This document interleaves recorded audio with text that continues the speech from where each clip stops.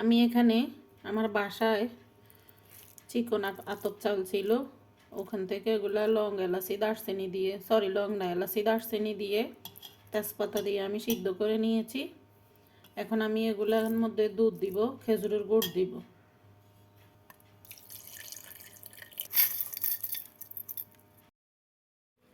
পরিমাণ মতো লবণ দিয়ে দিচ্ছি। আমি এখানে 1 কেজি দুধ দিয়েছি এবং খেজুরের গুড় দিয়েছি পরিমাণ মতো।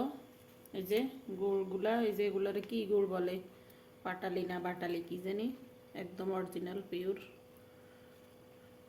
এগুলো এখন গলবে, বসাই দিলাম।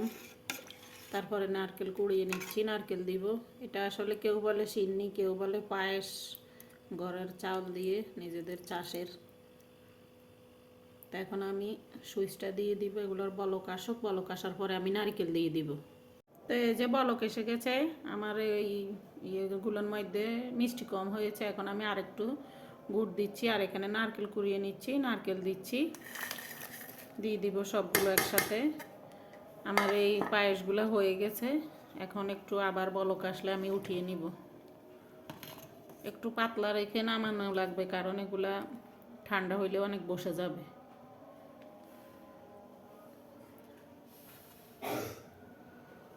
এই যে